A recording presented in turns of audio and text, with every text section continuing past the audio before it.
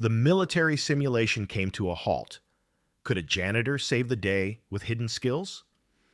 A crucial command in Arabic had been mistranslated. A group of soldiers stood there confused. Then from the doorway, a voice called out. He said, "Hold position, not advance." Everyone turned in complete silence. At the back of the room, standing in the shadows of the equipment, a 72-year-old man stopped scrubbing the floor. Gray hair, blue janitor uniform, the name Raymond stitched on his chest. The general slowly walked toward him. "How the hell do you know that?" Raymond took a deep breath as if pulling the memory from deep inside. "I did this for 30 years before I started mopping hallways. At Fort Wuka in southern Arizona, the day begins before sunrise. Helicopters cut through the orange sky while soldiers are already running along the training tracks, their sweat mixing with the fine desert dust. Amidst all this machinery, an invisible team keeps everything running. The janitors arrive at 5 o'clock in the morning. They clean restrooms, empty trash bins, polish the hallways. No one sees them. No one greets them. They're ghosts in blue uniforms. Raymond Carter has been part of this invisibility for the past 2 years. At 72, he pushes a cleaning cart through the same hallways where generals plan international operations. His co-workers respect him. He's punctual, polite, never complains. To the world, Raymond is just another retiree working to make ends meet. But no one suspects that behind those tired eyes lies a living archive. 3 decades of military intelligence experience. That morning, a joint simulation exercise was underway involving 5 countries. The Americans were coordinating with the Germans, Italians, French, and Polish. A simulated hostage rescue in hostile territory. Real-time, multilingual communication. Raymond had just finished cleaning the adjoining room when he heard the first problem. The automated system translated hold position from Arabic to English as advance. The soldiers hesitated. Confusion spread. In a real situation, several soldiers would have died. "Stop everything!" shouted the German major. Raymond kept cleaning, but his ears caught every word. The error was basic. "Damn it!" growled General Grant. "Call it off. There's got to be a system failure." Raymond let go of the mop. He walked slowly toward the doorway. He said, "Hold position, not advance." Everyone turned in complete silence. "The issue isn't the system, sir. It's the contextual translation in Arabic." German Major Klaus Weber turned to Grant. "Who is that?" "Never seen him, but judging by the uniform, probably one of the staff." The general stepped forward slowly. "How the hell do you know that?" Raymond took a deep breath, as if reaching into a distant memory. "I did this for 30 years before I started cleaning hallways." The room erupted in whispers. "Retired Sergeant Raymond Carter." Grant looked up. "Why the hell are you mopping floors?" Raymond picked the mop back up. "Because I need to eat, sir." "Raymond, would you like to help with this exercise?" "If I can be useful, sir." "Useful? You might just save an exercise worth thousands of dollars. Will this janitor's past reshape the base's future?" Raymond returned to his unlikely post. Standing among generals and colonels, his experienced fingers corrected commands, fine-tuned translations, guided protocols. Within 20 minutes, the simulation was running flawlessly.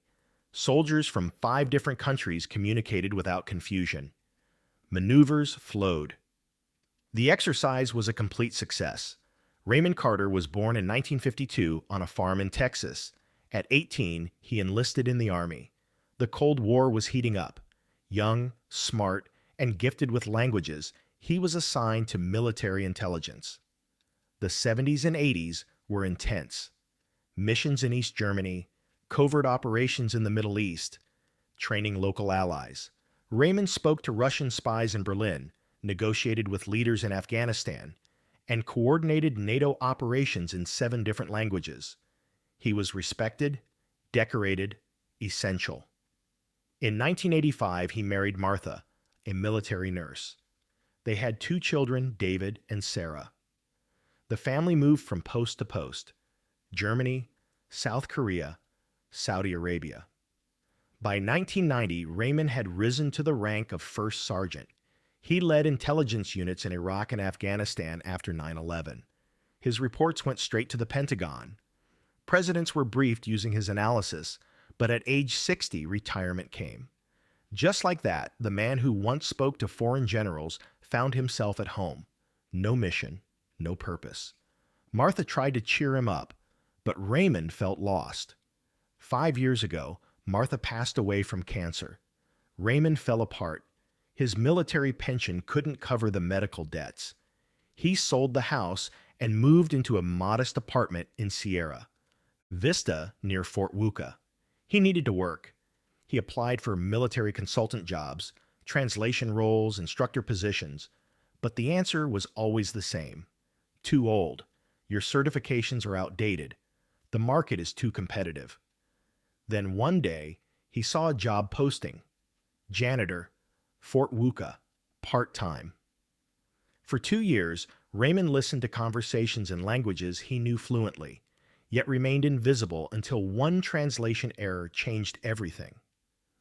Because competence doesn't grow old. It just waits for the right moment. The next morning, Grant called Raymond into his office. "Take a seat, Sergeant. I'm just Raymond now, sir." "Not after yesterday. I need you for another exercise Thursday. A simulation with NATO representatives. 12 countries involved." Raymond hesitated. "I still need to finish my cleaning shift." "Forget the cleaning. You'll be our temporary language consultant. $500 a day." "500? Sir, I make 80 a day as a janitor.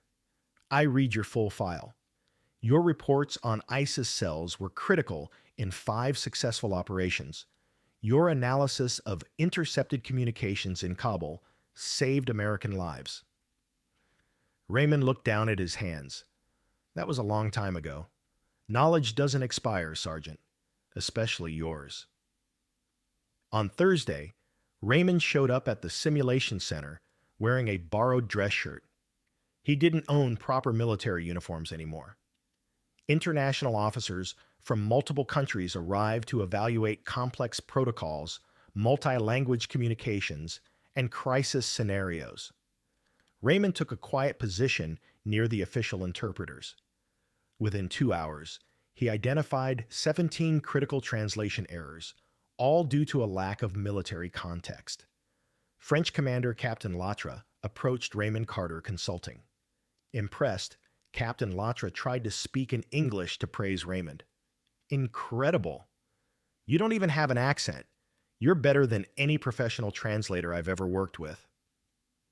During lunch, international officers sought out Raymond, not for translation, but for guidance on regional nuances that only decades of field experience could teach. From a distance, General Grant watched it all unfold.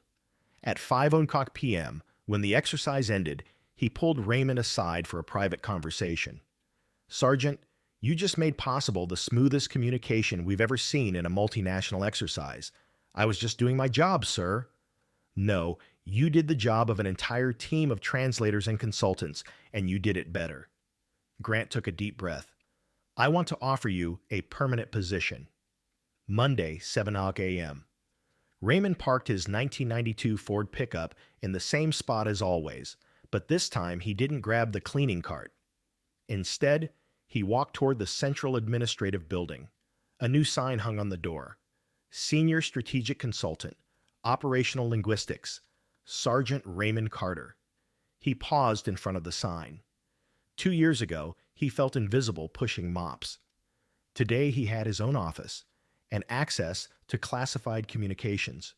General Grant greeted him personally. "Welcome to your new role, Sergeant. Your salary's been increased with additional benefits. You'll report directly to me on international matters."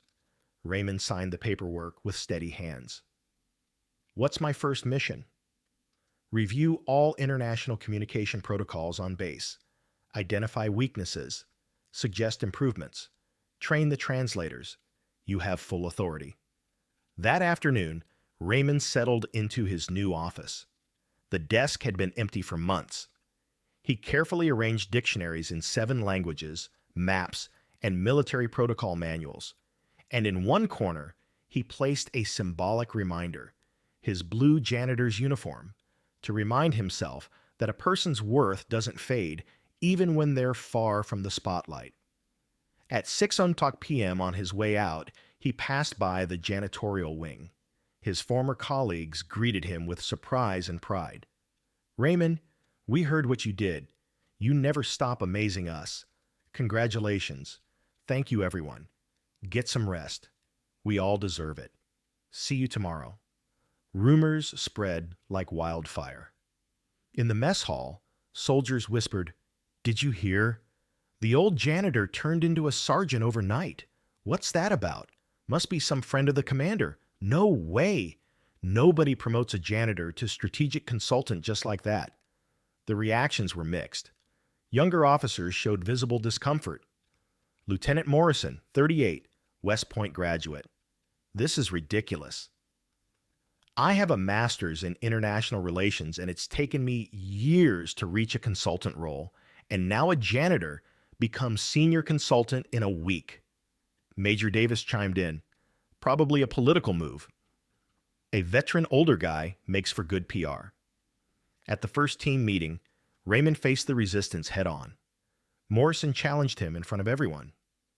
"Sergeant Carter, what's your academic background for this position?" Raymond looked at him calmly. "The University of Real Life, Lieutenant. 30 years talking to people in the places I was deployed. But do you have current certifications in simultaneous translation?" "No, sir." A heavy silence filled the room. Grant stepped in. "Lieutenant Morrison, Sergeant Carter holds field credentials no textbook can offer." After the meeting, Raymond approached Morrison. "Lieutenant, you are right to ask about qualifications. That shows you're a responsible officer." Morrison looked surprised. "But competence doesn't only come from diplomas. It comes from experience under pressure. I'm not here to compete with you. I'm here to contribute and to share what I've learned." Morrison's hostility began to fade. It was as if Raymond's words had shown him something deeper. True leadership builds bridges. Where others dig trenches, Raymond's first challenges in his new role came fast. The first week was brutal. He received 47 communication protocols to review, technical documents in German, French, Arabic, and Russian, material that had collected mistakes for years. He worked 12 hours a day. At night, in his modest apartment, he spread papers across the kitchen table, stacks of technical dictionaries, open military manuals, and a borrowed base laptop running late into the evening. The first real conflict came on Wednesday. General Bradford, head of operations, questioned a correction Raymond had made to a Russian protocol. "Sergeant Carter, I noticed you altered some field study terms. How do you know that?" "Because I saw Russian soldiers respond differently to those terms in Chechnya back in 1999. "Excellent. Carry on, Sergeant." But not all officers supported Raymond. Major Collins, a former official translator, felt threatened. "Grant is making a mistake. That man doesn't have formal academic credentials. He could trigger a diplomatic incident if he slips up." Collins began pressuring other officers. He formed a quiet resistance. On Friday, he made his move during a video conference with German commanders. Collins forgot to inform Raymond of last-minute protocol changes. Raymond improvised flawlessly, but Collins later used it to undermine him. "See, he wasn't prepared. That's unprofessional." General Grant heard the rumors and called Collins in. "Major, what's your issue with Sergeant Carter?" "I have no personal issues, sir. Only professional concerns." "What concerns?" "He didn't follow standard procedures during the video call. That meeting was important because you failed to inform him of the procedures." Collins went pale. "Sir, Major Collins, Sergeant Carter has my full support." After Collins left, Grant called Raymond in. "Did you know he was sabotaging you?" I did. Why didn't you say anything? Because insecure men expose themselves. You just have to give them enough rope. Grant smiled. And how did you handle that video call so well without preparation? General, I learned to improvise when lives depended on it. A video meeting doesn't even come close to what I've faced. 3 weeks later, the real test arrived. A diplomatic crisis erupted. American and German soldiers had a serious misunderstanding during a joint exercise in Poland. Cultural miscommunications escalated, nearly leading to a physical confrontation. The incident threatened NATO relations. General Grant called an emergency meeting. We need someone to go to Poland and fix this. Who has the experience and skill to mediate an international conflict? All eyes turned to Raymond. Sergeant Carter, will you take this on? When do I leave? Tonight. Raymond flew to Ramstein Air Base in Germany, then traveled by military vehicle into Poland. When he arrived at the Polish base, the atmosphere was tense. American and German soldiers barely spoke to one another. Commanders were holding separate briefings. Cooperation had collapsed. Raymond requested a joint meeting with all parties involved. Gentlemen, I'm Sergeant Raymond Carter, consultant from Fort Wuka. I'm here to understand what happened. American Commander Sergeant Johnson spoke first. The Germans accused us of ignoring safety protocols, but we followed our standard procedures. German Commander Obermuller fired back. Raymond turned to the Germans and replied fluently. Muller was visibly surprised to hear flawless German. Raymond spent the next 2 hours mediating, switching seamlessly between English and German. He listened, clarified, and translated not just words, but intent. Eventually, he uncovered the root of the problem. A simple difference in the interpretation of the phrase standard safety procedure. For the Americans, it meant a well-established routine. For the Germans, it referred to the minimum mandatory protocol. Raymond turned to both groups. You're fighting over semantics, not real differences.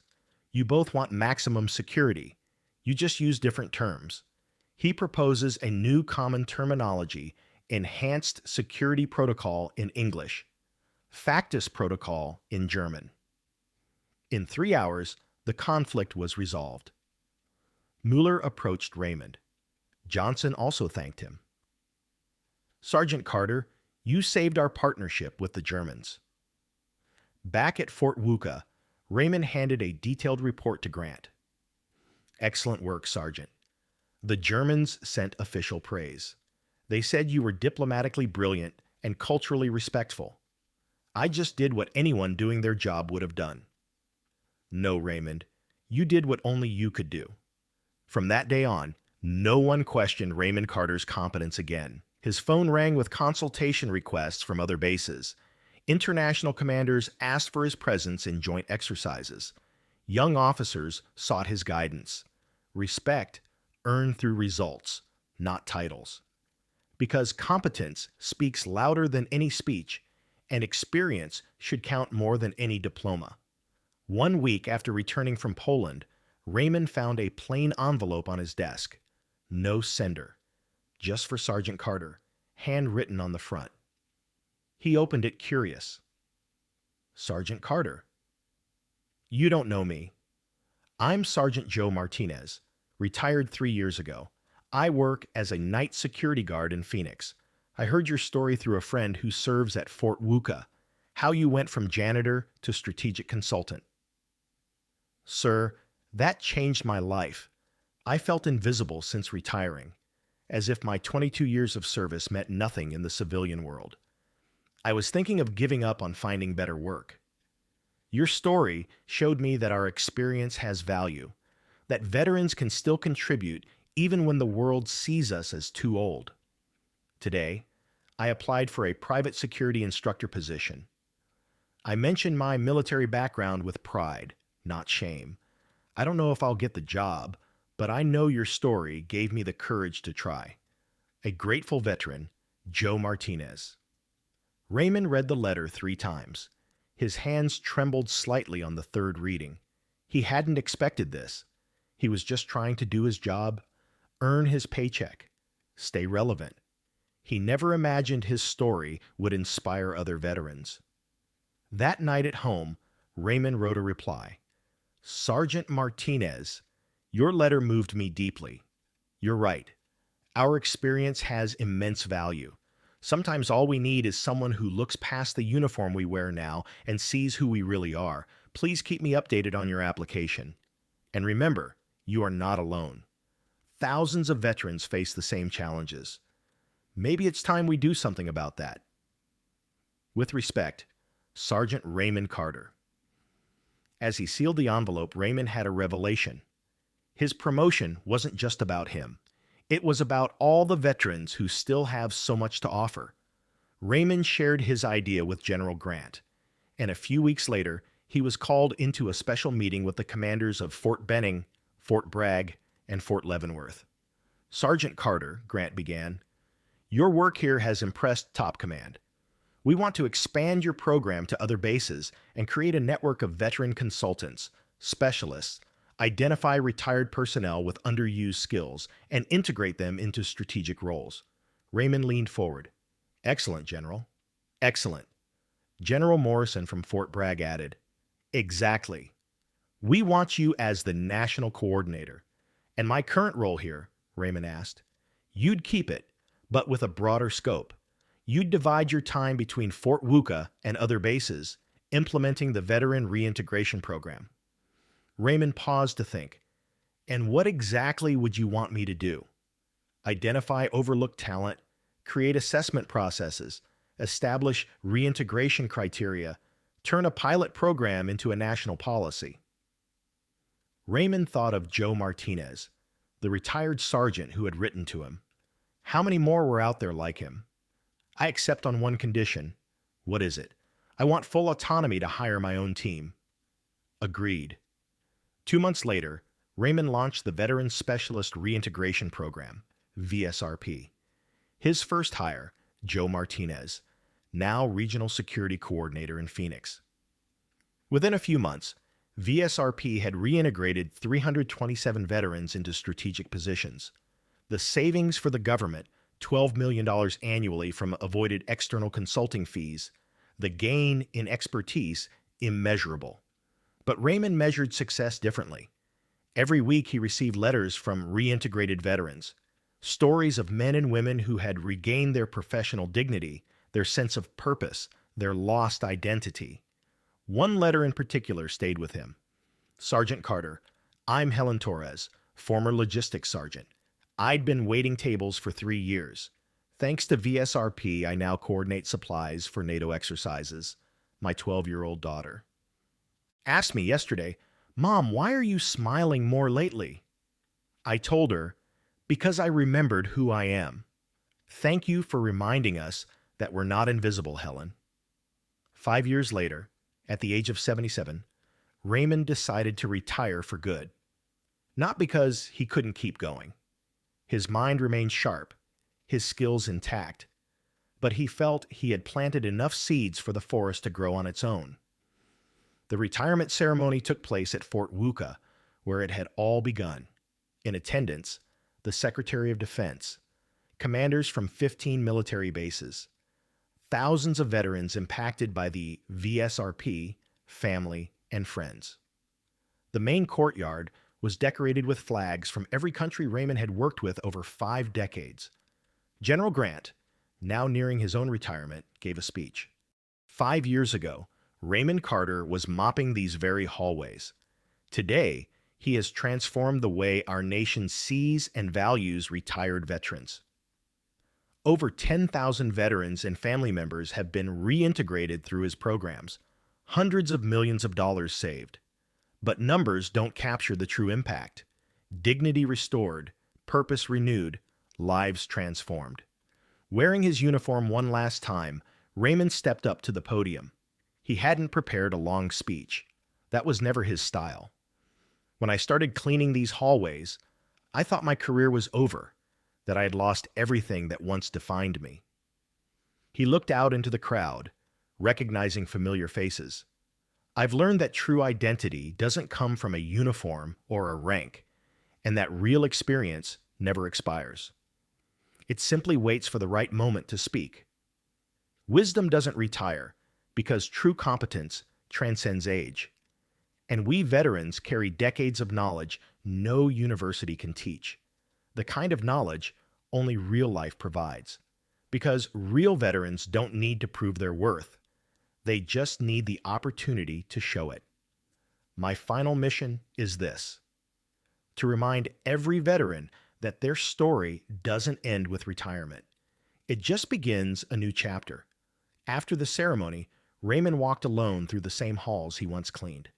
The janitorial department still operated in the same place. He stopped at the doorway and greeted the current janitors. "Mr. Raymond."